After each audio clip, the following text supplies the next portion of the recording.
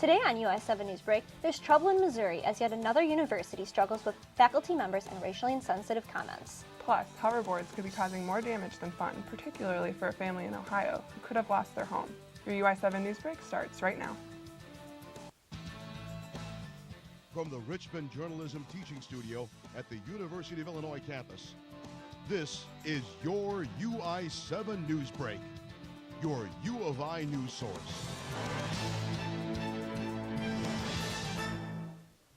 Hello, welcome to your UI7 Newsbreak. I'm Miranda Holloway. And I'm Julia Hinders. Missouri seems to be in trouble as another university is having the same problems as Mizzou had this past fall. After a member of the Missouri State University faculty was reported saying racially insensitive comments, some students are calling for his removal, while some are fighting for him to stay. Juan Merez oversees MSU's multicultural services. He has recently come under fire after a student turned in a meeting record in which Merez was heard saying, "It's a hostile environment to anyone that isn't black. I walk in there and they look at me like I owe them money." The Student Coalition for Minority Advancement is now protesting and requesting Merez be removed from his position. The coalition has been hosting open panels for people to question all the reasons they believe Merez should be removed. However, an online petition has now gained over 1,300 signatures for Merez to keep his position and is continuing to grow. Student journalists at Missouri University were shoved away by professors last fall. Now those same student journalists are testifying for more rights. Don't look at them as students, look at them as journalists, because that's what they are. As protests broke out at Mizzou, student journalists had to fight for their opportunity to do their job. Video of university communications professor Melissa Click shoving away cameras and banning student journalists from the protest sites went viral. Click has recently apologized, and now those students who were turned away are working with members of state legislation to testify for more rights. The Walter Cronkite Act will prevent universities from censoring student journalists, unless the information is slanderous to the university. The University of Illinois at Urbana-Champaign recently banned hoverboards. This house fire in Ohio could prove why that's a good decision.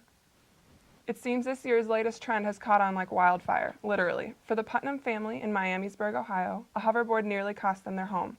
When the family plugged it in, officials say the board and the batteries caught fire.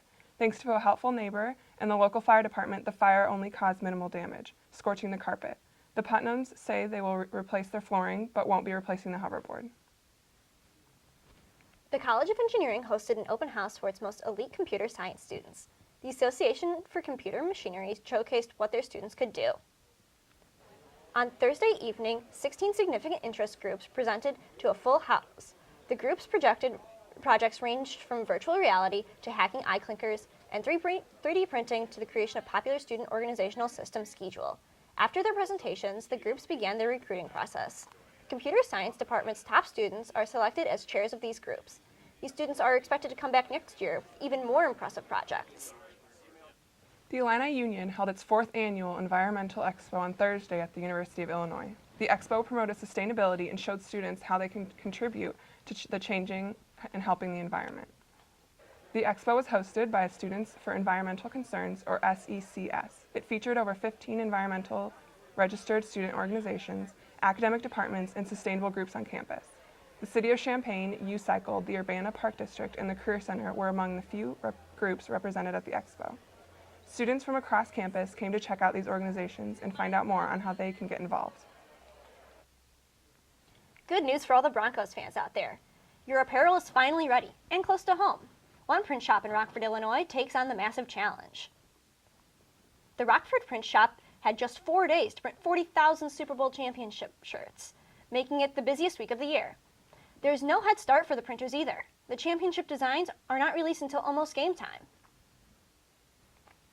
And that's all the time we have for on this UI7 Newsbreak. Thanks for watching and have a great day.